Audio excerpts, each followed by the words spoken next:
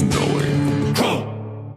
All right, man. Welcome to Crow 777 Radio. This is episode 210. Jason Lingren is with me, and Wayne McCroy is back.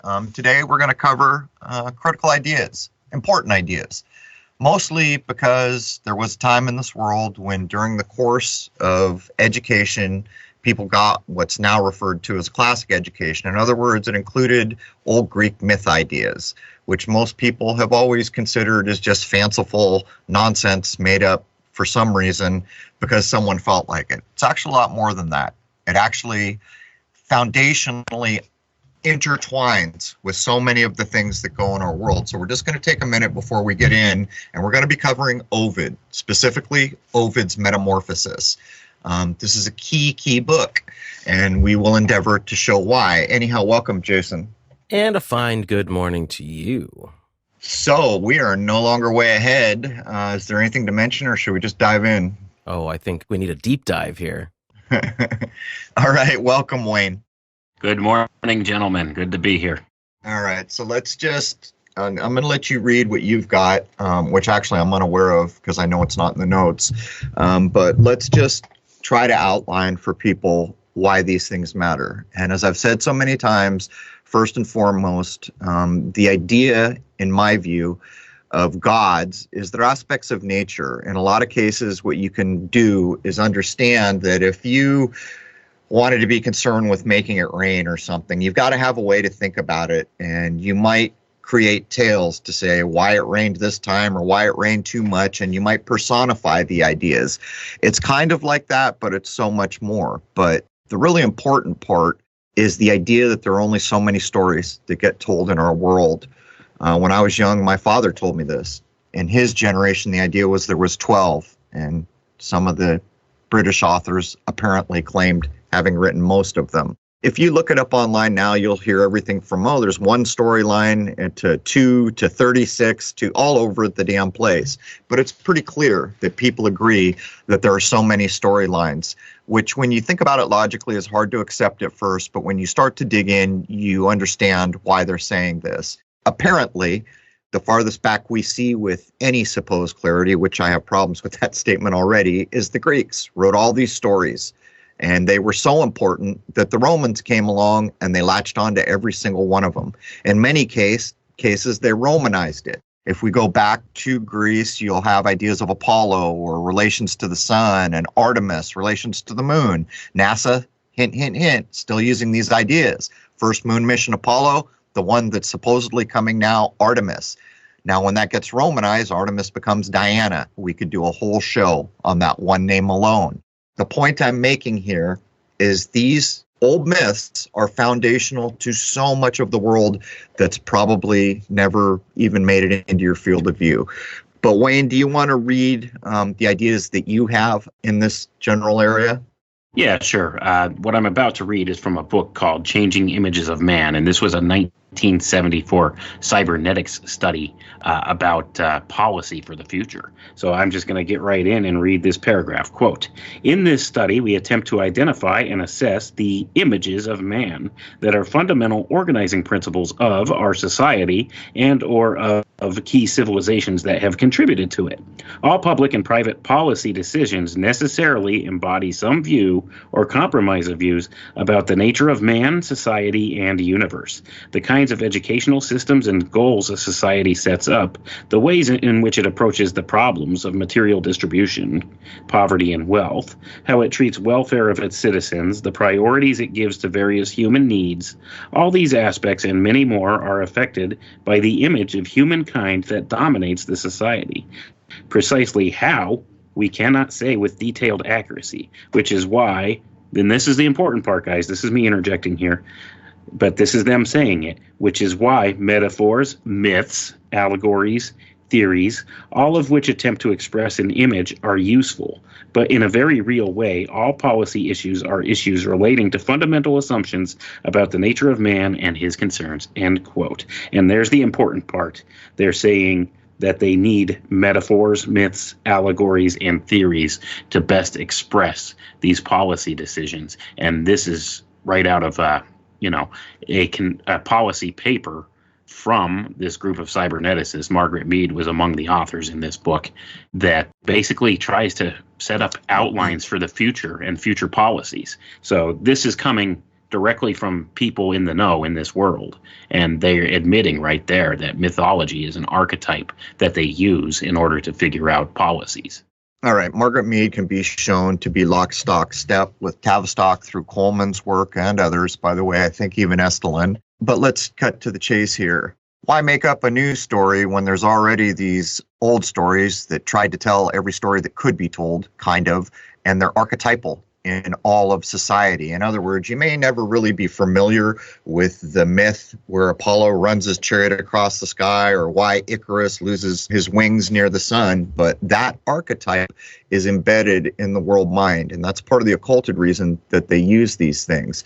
We're going to jump into Ovid here. Now, it's kind of an odd duck. You can go back and read all these myths, and you can go do the Iliad and the Odyssey and even further to go get all these stories. But for some reason, Ovid came along, supposedly under the reign of Augustus, and he wrote from the beginning of the creation of the world all the way up to the supposed reign of Augustus.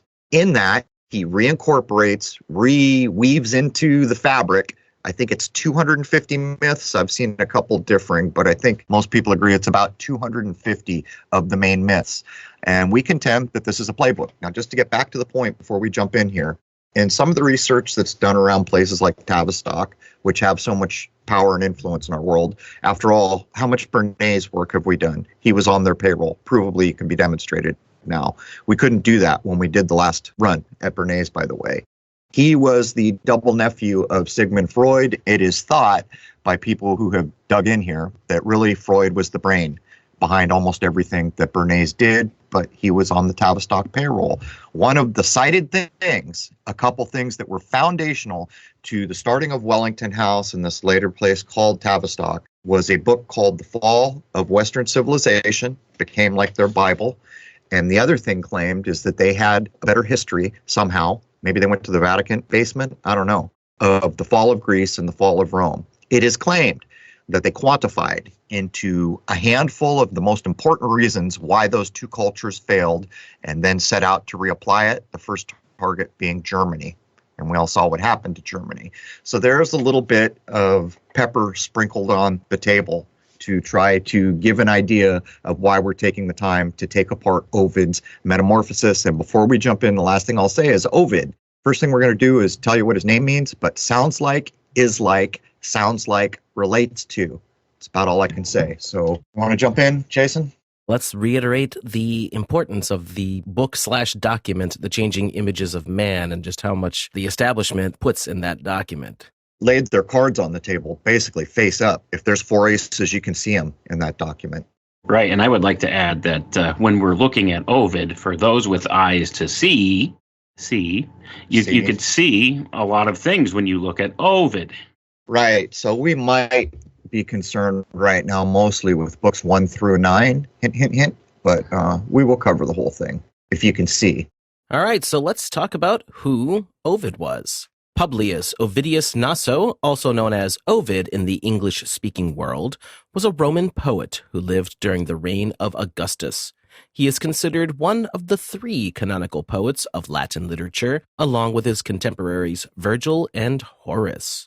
So you will find that for some reason, of all the things that are said to have survived from this time, there are certain things that get held up above all others. As an example, we have covered Virgil's Aeneid. What Virgil's Aeneid is, in my view, is an attempt to connect the founding of Rome with heroes from the supposed Greek period where all these myths originate, supposedly.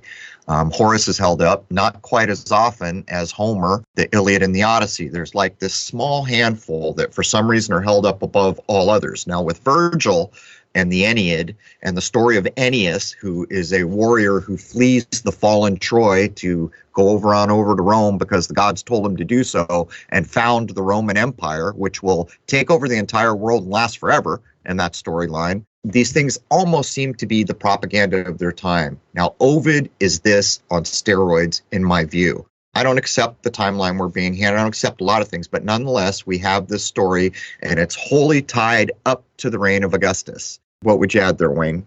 I would add that we'll see here that Ovid embodies a lot of different characteristics that are attributed to these canonical poets of the Roman era. You'll start to see some commonalities. I mean, the way we took apart Virgil, once we move forward in the notes here, you'll see many things that kind of also relate to Ovid in many regards. And you can kind of see the connections from there if you have these eyes to see.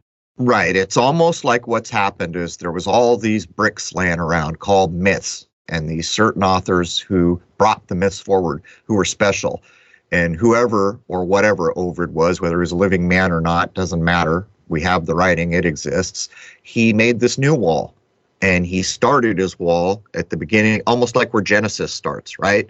There's nothing, and we're going to make a world here. That's where the story in Ovid starts. And then he takes 250 carefully crafted myths, or that were big ideas, and he weaves them into this tale. Like, it's almost like we got all these great stories. I'm going to go take all the parts I want from these stories and tell this new story that has to do with this thing called Rome and run it up that way. I don't know how else to describe it. Publius Ovidius Naso. A literal interpretation of his name could be translated as to publicly snub the sheep. There is perhaps some intent that can be determined in the name game. Names have meaning, and if it sounds like, it likely is like or relates to what it sounds like if you see. What would you add, Wayne?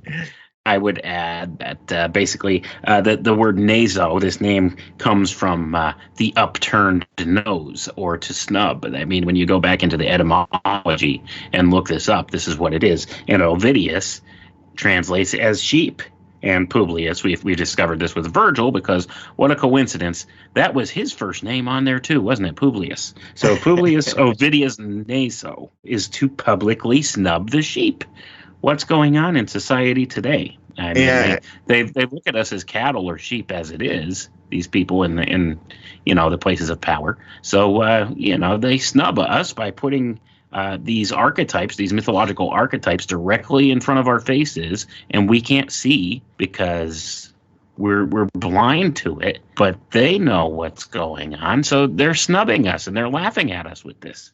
So the name game, man. So we just get Ovid. That's not even right. It's Ovidius. And why wouldn't you just put the whole name in, But no, it gets shrunk down to Ovid because over time people don't understand anything. And this, by the way, same game going on with Virgil. We could go on and on. We could relate it to NYC and events there. In Virgil, there's even different spellings. You got the I spelling, you got the E spelling, and these things matter anyhow. So is this a stage name, perhaps, that was being used?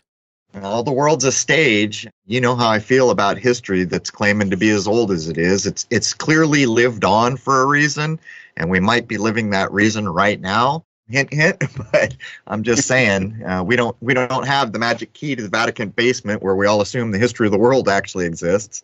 It would be nice to get in there. There's a statue of Ovid in the Piazza 20 Settembre in Sulmona, Italy. The ancient writers agreed on the remote origin of Sulmona, that it can be connected to the destruction of Troy. They claim that the city's name derives from Solomon, one of the companions of Aeneas.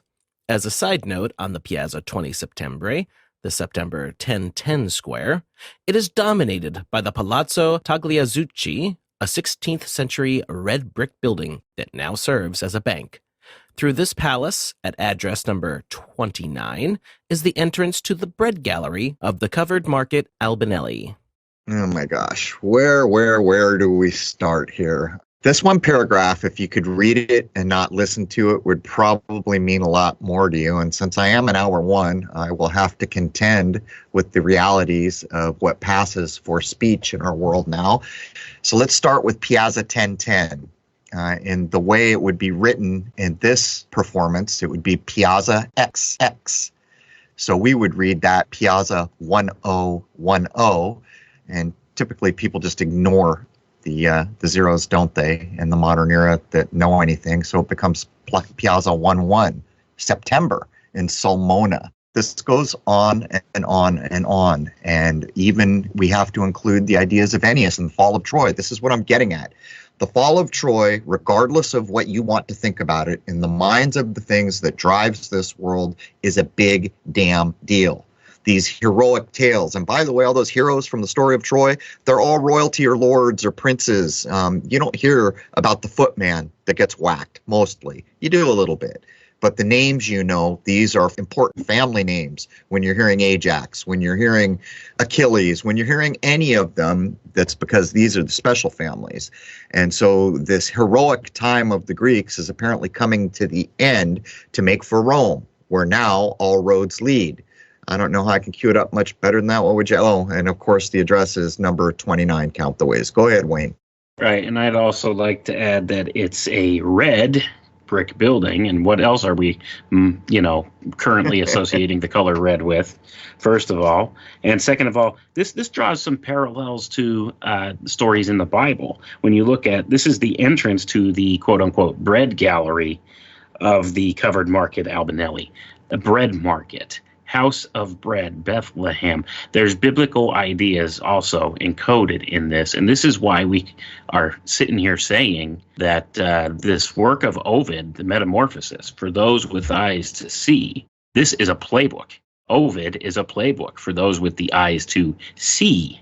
Dude, such a great grab. Bread being Beth, just to make clear what Wayne just said. Such a good observation. Go ahead, Jason.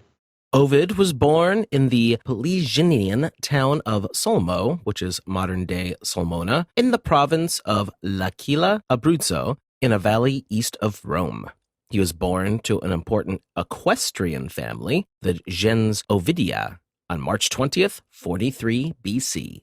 That was a significant year in Roman politics. I'm just going to step aside. Have at it, Wayne. Once again, we see, which turns up all the time when we look at these mythological archetypes, the archetype of the equestrian. And we're going to move forward here. Later on in this episode, we'll touch a little more on this whole equestrian idea and the different concepts that come out of that. But I would add, just from our past studies when we looked at Virgil and other things, when you see the term equestrian, know that there's something else going on there, guys, and this is a veiled reference to something called Kabbalah. Not the Kabbalah you're thinking of, phonetic Kabbalah, a different form of Kabbalah. The words has meaning game. This is the alchemical science of the words have meaning game. The Kabbalah, the phonetic Kabbalah. And that's what it's referring to. It's telling you in no uncertain terms, whatever this author is writing, pay attention, because there's coded messages in it. There's another thing, and I've said it a lot of times, all alchemical procedures, which this text could be considered as a playbook to these things, pay careful attention here to the world around us now and to this supposed birth date. It's at the spring equinox when important alchemical procedures begin in March 20. And to really kind of try to bolster what Wayne said in some meaningful way so everyone can think about it, Wayne, why don't we take a moment to use Philip, which is a word which will derive back to horse lover. In the Bible, Philip is seen gathering the last fruits. Well, why are they last fruits? Because it's fall, of course. The harvest is over. There's just a few things left on the ground now. And what sign are you going into? Sagittarius, of the horse. Now, we did this work when we went back to the Vatican saint lineup and all those kind of hermetic, Kabbalic statues that have been called saints, and we know damn well that they're something else altogether. And that's just one example. It's this kind of occulted usage where they can trot things out for people to pay attention to. Well, behind the curtain, where they all exist, there's all this other meaning.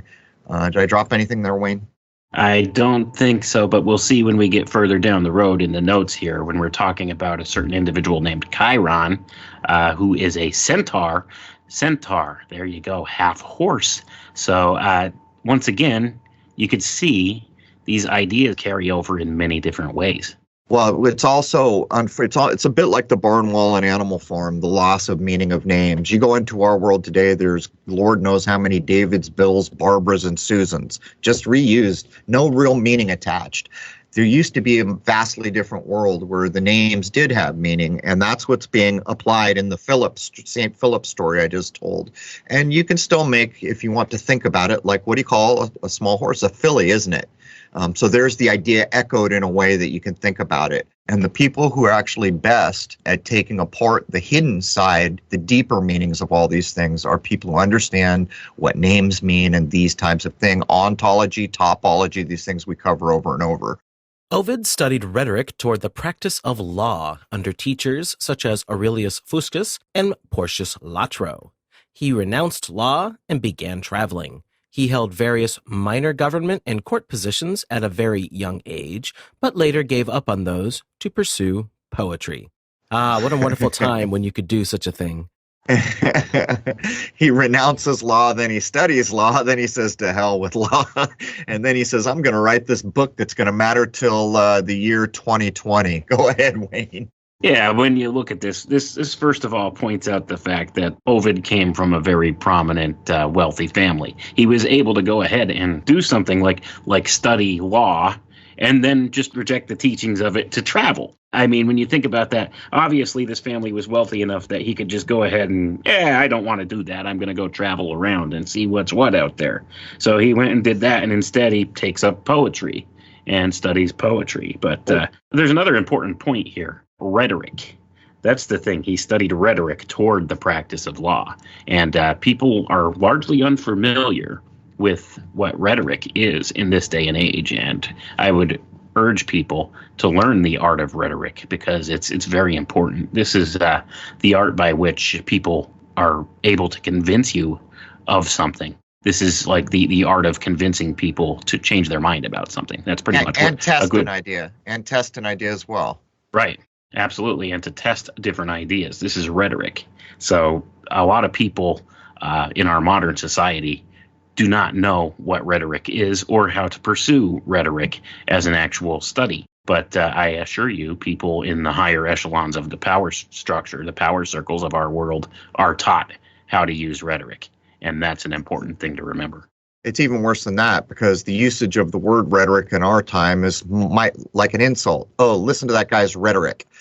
It's a down. The name, the meaning behind the word is now negative. In fact, any older culture where classical education for that culture was coming to bear, rhetoric would have been one of the main things taught early. Even if you go to a place like Tibet, those Buddhists that are almost wholly concerned with a spiritual path, they learn rhetoric. As a matter of fact, it's one of the big deals because they have to argue what we would call argue the points to come to some agreeable outcome about these ideas. But there's more here because it gets exhausting in a way when you're reading. And here I come to the word traveling. And so then I have to stop and say, well, did that word get put there to mean something deeper? And I think in the context of what we see going on now, where we have like a 32nd degree Mason as the Surgeon General telling us horrible, scary things about Easter, traveling has another meaning in the context of things when you think that way. It's a word that can easily be brought to bear and used in conversation that the average person will think, oh, he's going somewhere. But other people, that word would have levels of meaning. Absolutely. So Ovid was a fellow traveler. Keep that in mind. Wonder if he had the secret handshake and the signet ring. Anyhow, sure. Yeah. May I also suggest that rhetoric is what the mainstream media uses as a weapon against us with all their lovely little prepackaged news items. Right. But you see, this is the very point. In the modern age, it's looked at as a negative connotation on that word. Back when it was taught as part of the classical education, that was not it at all. It was a skill that one had to have to get up into positions that mattered, or simply be a well-educated individual, to be blunt about it. So the idea of what rhetoric was then has no counterpart with the way it's viewed now. Almost wholly, the idea of rhetoric now is negative. Oh, look at that jackass on CNN or Fox and all the rhetoric. That is a bastardization of what it once meant. It was once an important, legitimately important tool used to communicate, test ideas, have an individual bring his point of view, almost like the acid test rhetoric was. We're going to put this out, and it's either going to stand on its merits or it won't. Maybe that's a way to describe it. Right. And I would also like to add that the way that they view rhetoric now is a total inversion of what it was meant to be in the natural system. And once again, here you go. This is where they're trying to replace the natural system with an artificial one, and they do so through the art of inversion, by inverting everything to its total opposite. And this is what rhetoric is being used for now. One of Ovid's most prominent patrons was a Roman general and author named Marcus Valerius Masella Corvinus. All right, I see why this is included, but I will add before we talk about this, just to try to get on a path we can all agree on. Whenever you see a name from this period of time with the US termination, which is kind of a hint, hint, hint in a way, you're looking at the Romanization or the Latinization of a name. So people, in a lot of things I read, would simply strip it back to Corvin unless there was a reason to leave the termination. And I'm not going to get into the religious connotations here because it tends to cause more trouble than it's worth. But do you have anything you want to add on the general here under those ideas? I would just add the whole sounds like is like game could be played all day long with something like that. Could be, and we would need to delve into the story to know more, but I suggest we keep moving. Ovid married several times. His last wife was connected to an influential family, the gens Fabia, and would help him during his exile.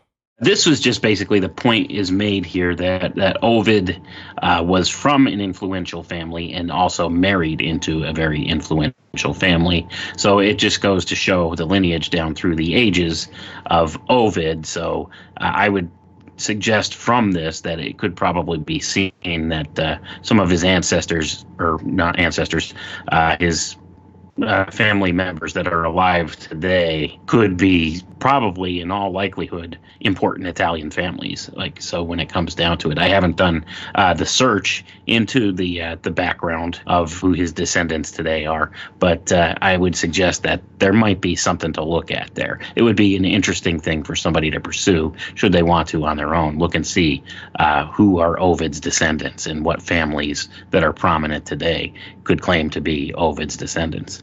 Well, there's one thing I guess I can add on these ideas. There's a couple things going on here. Married several times, so it gives this impression to the mind that reads it. But really, we could consider, is this a living man? Is this a character name? Is this just a cover for this important text that needs to go forward?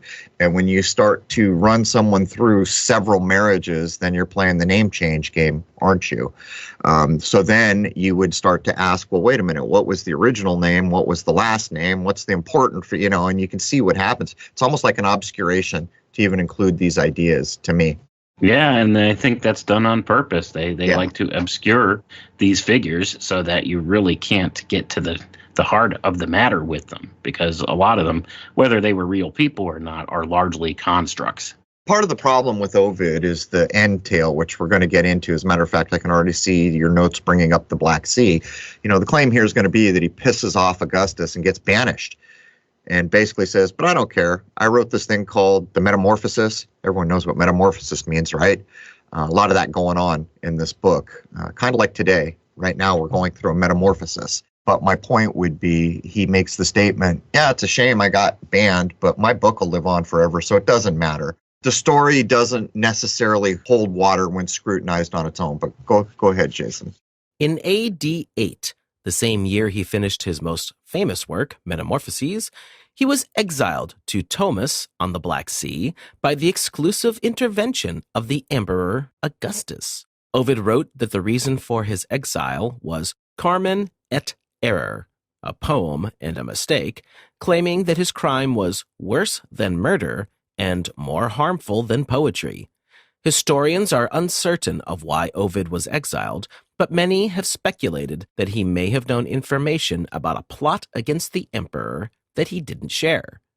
Ovid died in Tomis in AD 17 or 18. In December of 2017, Ovid's banishment was formally revoked by Rome's city council. 2017, Rome's still thinking about Ovid, and historians are uncertain, but maybe he knew this secret. Come on. They felt bad about it. Yeah, what are we dimwits here? It's like a lot of the stuff you see on TV where they start with this bombastic claim, but they say, is it possible? The moment you hear the words, is it possible, you should already be on your way. They're just making stuff up. They might as well put theory before the entire thing because it's just an idea. It's what it is. But we don't recognize these things. We hear the word theory and we think, oh, that's all sciencey, must be good. No, it's an idea that can't be made into a law. In other words, it's not really good at all. And if it's been around for a long time, it's less good, because that means this idea has been here quite some time and cannot be proven to be provable. And so when we get into these things, it really feels to me like they're just creating a character on a stage and assigning all these things to fill in a backstory so that we can have this text. And by the way, if you're going to still be dealing with the character of Ovid in 2017, Lord knows how many centuries after he's dead, supposedly, that tells us something about the importance of the work at hand. And lastly, the same year he finishes one of the most famous works of all time called Metamorphoses, right up there with Aeneid, the best Western literature ever, supposedly. Someone says, oh, you just wrote the greatest thing of all time. You're banished to the Black Sea. And by the way, we're going to go ahead and keep all the stuff you wrote, I guess. Just none of it holds up to scrutiny. What would you add, Wayne? I would add, I just think it's noteworthy that exactly supposedly 2,000 years after the guy's death, they exonerate his exile. So that just says that there's merit to this work. And that's just an acknowledgement from Rome. I mean, and you're talking about Rome, the city itself acknowledges that there's something important to the work of Ovid. On a date that resolves to 8 if you lose the century marker. And that's the Mobius strip. That's the time travel idea in Hollywood, which is indistinguishable from going to supposed outer space. Those two ideas are the same to Hollywood. And by the way, if you include the century marker, it becomes one, a starting point. It's all there, and it never fails. And actually, if anyone wanted to take the time to look up what part of December specifically in 2017, you would know more. I guarantee it. That's how important this book is. Anything to add on this, Jason? Well, doing something like this in the modern era brings attention back to it in the modern era. Right. It points out that, hey, this is of importance. Maybe you should have a look at this. This might be important information in 5 years from 2017. Who knows? Ovid's Metamorphoses, which means transformations, is a seminal work that can be construed as an alchemical roadmap or blueprint for things to come. It is a collection of archetypal concepts for the esoteric purpose of creating drastic change or transformation.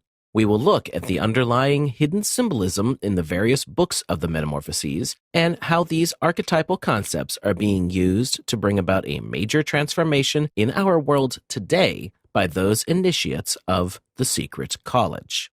Yeah, and that was a good little paragraph there, Wayne. So yeah, the ideas that we run with today are mostly, I think, thought about in what did this collection of words mean symbolically or otherwise to me. There's more to thinking about these things than that. You have to look at Ovid. Okay, Ovid, what's that mean? What's it sound like? What could that relate to? And that's true. It's always been true. It's just that people didn't have to think about it at one time. They kind of knew. When they picked up an iris, there was a meaning to the color purple. There was a meaning to that flower. That flower only bloomed in a certain part of the year. All these things were intended, not just, pretty girl, I'm handing you a pretty flower. There's all this meaning in the flower I am handing to you. And in some cases, the meaning was not, I love you. I mean, could be the exact opposite. But when we look at the choice of the title of this book, Metamorphoses, you have to understand that's the overarching big encapsulating word to capture this most important of works. And what does it mean? It means transformations. Now, Wayne's going to get into this. I'll get into it a little more. But what's funny is the scholars who go at this act like the idea that this personage or that person is turned into a tree or a lake is kind of a side concern. And I'm here to say the exact opposite. That is the metamorphosis. That is encoding things they can't understand because it's encoded in occult ways. If these people, these scholars, these scientists don't have any familiarity with the idea of elements being air, fire, water, these kinds of older ideas, then they're missing the whole point here. But the real point, if we take it with the last bullet point, 2017, Rome's all about making sure Ovid's name is cleared. This matters now. And what are we doing right now? The whole of the world is going through a metamorphosis. And I think Wayne would suggest, I'm guessing, we'll let him say in a minute, that in ways, this is part of the playbook. Yeah, absolutely. I mean, it's all about the alchemical transmutation of the world mind. And we see that going on in spades today. Look at just what's happened in the past few weeks. I don't think I need to say anymore. People are not venturing out in public out of fear. Yeah, Fear of, yeah. Metamorphosis, but I don't think we're getting butterfly wings to make a terrible point. But it's all you, son of Jay. Is this once again pointing that all roads lead to Rome? I think beyond a doubt. And, here's another thing. Like, think of the great works that are held up as great works in more modern literature. While you might be aware of the last name, quite often it's the title, currently. We've got, it's not the reverse idea, but the name is just as big. These names from antiquity, these players on the stage who wrote these seminal works that are never, ever going to go out of style. Well, why is that? And the reason is for what we opened up with. There's these archetypes, these stories that were told apparently for the first time that we're allowed to know about what happens to a human being. Why did lightning strike? Why are people jealous? What happens when bad actions are taken and terrible things result, like the person you love ends up dead? All these ideas, almost every conceivable thing you could consider happening to a human being, both comic and dramatic, included in this huge archive of what we call myth. And here Metamorphoses brings the 250 big ones to bear in 15 books. And again, I will point out, for those who can see, Ovid 1 through 9, for those who can see, is what we concentrated on, but it does go all the way through 15 books. Metamorphoses references almost 250 different distinctive myths and consists of nearly 12,000 verses. It is divided into 15 books that outline the historical timeline from the foundation of the world right up to Ovid's time through the lens of the Romanized version of Greek mythology.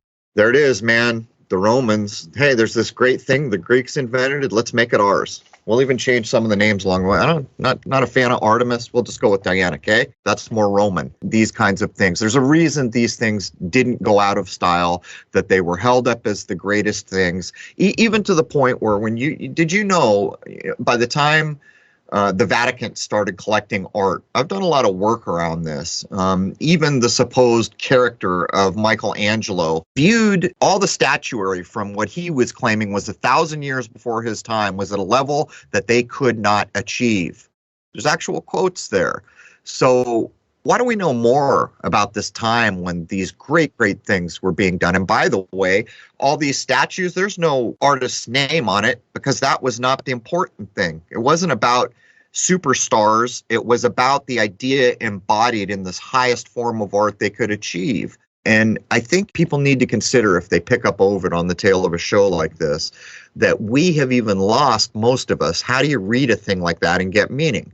But I'm here to tell you, if you focus on it and you pull your mind back around and you work at it, you will click into the little groove that your mind needs to be in between, I think, modern and I think ancient. There is like a little groove you can get into where you can still start to get back to the meaning. Although I guess I'm suggesting the meaning people back in the day might have got from this, or people who know better, who are travelers, maybe, get a lot more meaning than even we can possibly deduce.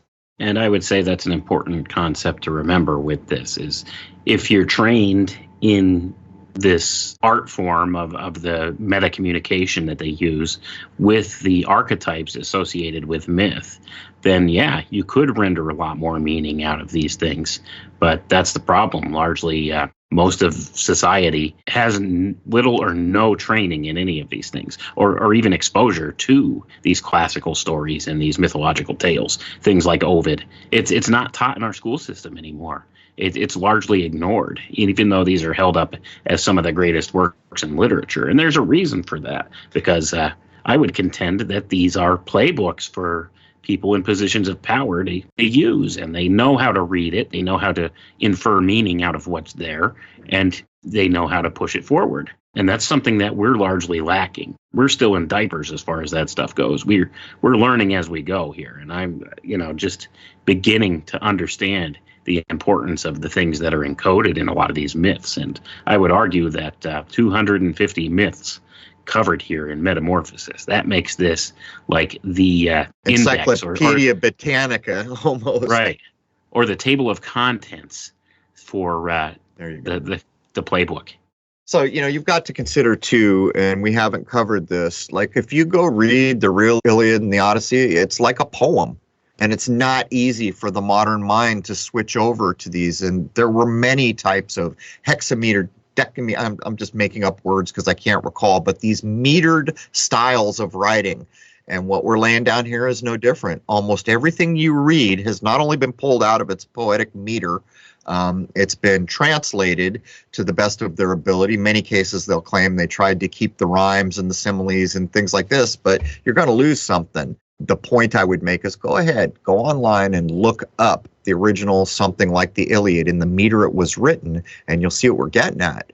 We've fallen miles and miles and miles from a mind who could get the subtle meanings and the subtle reasons for the way these words were put together.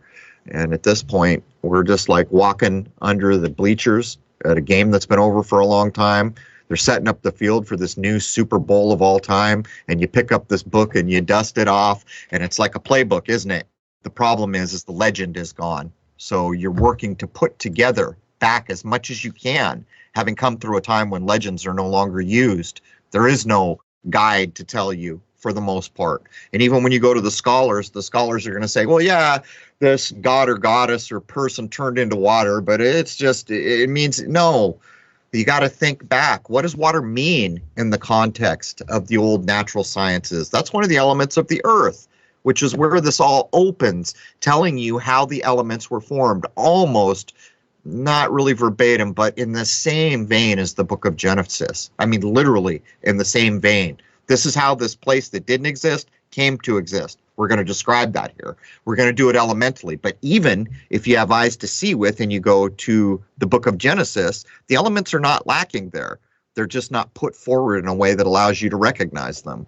Right. And I would also like to suggest here that I think another important aspect to this is the meter in which these things are written. Right. We lose so much information with that anymore. If you think of it from like a cymatic type of a mind frame, just the meter that this stuff is written in could be an important element. And I think a lot of our intelligence community and secret societies of today understand a premise to that. And it's one thing, there's a version of this within the intelligence community. The font that they use to write their documents is an important facet of many of these documents as well. And this kind of carries over because it's about patterns, cymatic patterns or sound patterns or visual patterns. And this is something that's lost on our minds today when we're reading a text like this. So if you were reading it in the original language that it's written in the meter that it's written, you'll get a different sound out of it that will communicate something to you that we don't get today. It's information that's lost to us at this point. You could also draw a parallel to the cadence that is used in modern reporting and things like that. For instance, the way politicians speak and the way mainstream newscasters speak, it's using a meter of sorts as well. It's a certain cadence that is meant to deliver information to you in a certain way that you wouldn't normally speak in day-to-day conversation. Rhetoric misused in the way we previously described, but I'm searching my mind. So much subtlety, so much important, subtle information with big ideas lost to us. And I was trying to think of a modern example, and then it dawned on me, wine. Wine can provide kind of an example so people will understand what we're thinking about. Here in the West, a lot of people, it's starting to change, but we'd say, well, what grape was that wine made from, to know all we could know when we tasted the wine. You go back to France, there's a whole other thing going on there. It's the terroir.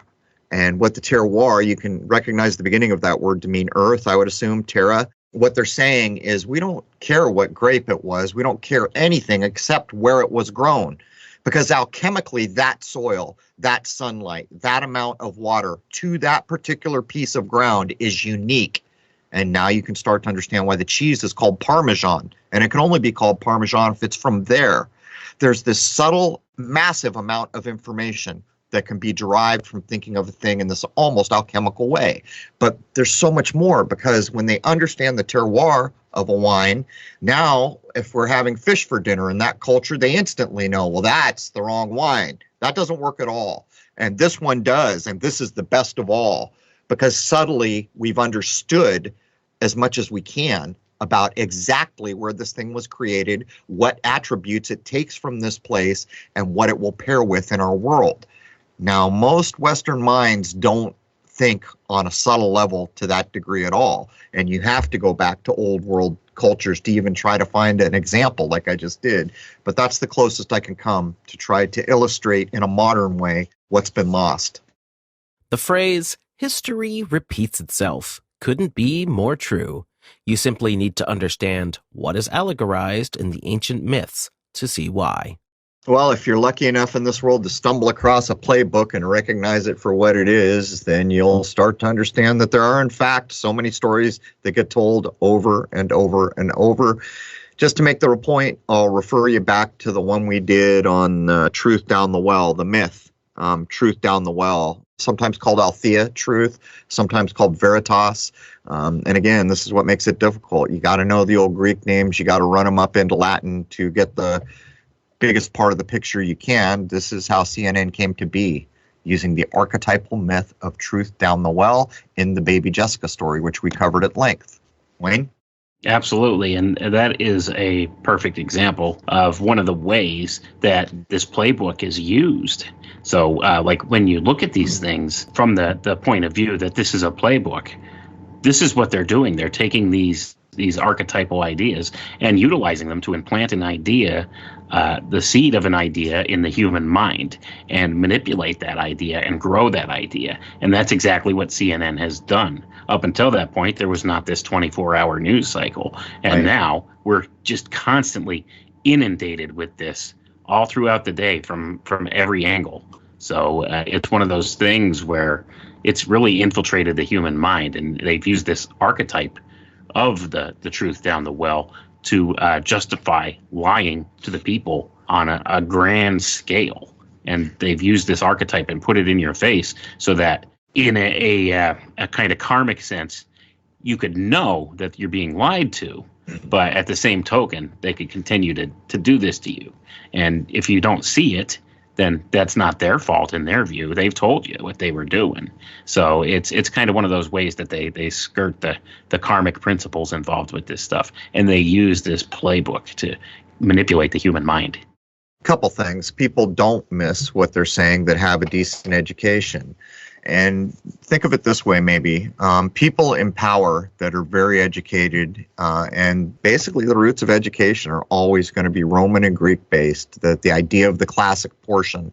And so you're in a situation where you're going to invent what happens next. Well, you've had a classic education and you accept that there's only so many stories to be told. So why waste your life trying to come up with a new version? We'll just go grab the story that's been told, put some new costumes on the characters, and run with it. But I will maintain, even the idea of the comic book Superman was supposedly based on the idea that it was a logical outcome for human beings, because you can show up at a athletic event every year and someone will be a second quicker, couple feet more, these kinds of ideas. How come in all this time in the modern era, we haven't hit the threshold? Nope, human beings do not run faster than this. Doesn't happen, does it? And there's always the expectation and the idea that someone can break the record. And that's what strive for. And eventually the record gets broken, which implies that at some point of this progression of getting better and better, that a new story could get told. And yet you're bound in a way by all these stories that happened so damn long ago. They were made up, they were shown, they were codified, they were made into poetry. We're just looping through the same ones, and we're all doing it at this very moment, just to be clear. We're stuck in a cybernetic feedback loop. What do you know? Broken loop, man. Let's just throw 10 out and count from 2 to 11 for the rest of our life. So there's so much that we're going to get into here, and it's very difficult to try to communicate why these things matter. Most people don't have a view of Greek or even Roman myth that does matter, but if I had a full day to sit here and talk about it, you would understand that there is damn near nothing in the modern existence that isn't using these foundational tools. Even the old tired cliches that get used over and over because we're not brilliant enough to think of new words, all roads lead to Rome. Everybody knows it's true. There's a reason why that cliche gets used, because it is what it is, and everybody knows it. Thing about Rome is they had to write a new book because the old book of heroes in this time that was apparently far above anything they ever got to, I think, they took it all and they made it into their own, and they went further with architecture and all these. But did they? Did they go further, or did they just go Roman? In other words, could it have been that if you can look at a statue that no one has been able to touch since? A good example is there's a claim in Michelangelo's time, Lacerta, or I forget the name of the statue, it's a dude holding a bunch of snakes. You can look it up online, has directly to do with the fall of Troy. Apparently, it is claimed a farmer found a hole in his field, looked down, and oh my gosh, here's this statue like no one's ever seen. Supposedly, a man, a character, a thing called Michelangelo came along and said, oh my Lord, that is the pinnacle of anything that could ever be. We'll never be able to touch the level at which that was done. Hint, hint, hint, 1,000 years ago. So I'm just saying, man, if you understand the basis for all the things that go on around you without a classic education, that's not possible. If you don't have a good overview of not only the Greek names of myths and the Romanization later, you're going to be lost in space and you're never going to understand a damn thing that happens because you're being poked in the eye when Lady Diana does this, that, or the other thing, if you follow. Anyhow, Blaine, why don't you tell people where they can find you? All right. I could be found at alchemicaltechrevolution@gmail.com. If anybody wants to get in touch with me there, they can check out my Facebook page called Files from the Conspiratorium, or I do a show every Wednesday night, 9 p.m. Eastern Time, with Jason on Secrets of Saturn YouTube channel, and we usually do some pretty good stuff over there. Also, you could just, if you need to get in touch with me and have no other way, you could hit up Crow or Jason. They know where to find me. So I could be found at all those places. I have books available at Amazon and at any other fine book retailer. All you got to do is put my name in the search engine and they should come up. All right, there it is, man. We're going to get into big ideas. If you're interested in some big ideas right now that have a one-to-one relationship with the metamorphosis we are going through in this world, show up for hour 2 over at crow777radio.com. That is CRROW. 777radio.com. And as you will notice in the video, I am blaring the fact that people are just basically ripping off the content and defrauding people. There's no other word for it, but that's okay. I think PayPal is about to knock on their door. As a matter of fact, I know PayPal is about to knock on their door. Trying to prove that my voice is mine, that's a hell of a thing. That's a tale on its own. Jason, anything before I close up? Well, unfortunately, we're all on board one great big ship heading into stormy seas where we don't know what the final destination is. So everybody hang tight. I'd be willing to bet there's going to be a metamorphosis, but that's just my perceived view. Anyhow, join us for hour 2, and there will be big ideas in hour 2 at crow777radio.com. And I'd like to wish you all a very event-less week forward as we come up to the Day of the Sun, which will mark Easter for 2020. Let's hope not much goes on. Maybe some Easter egg hunts. I hope. Cheers.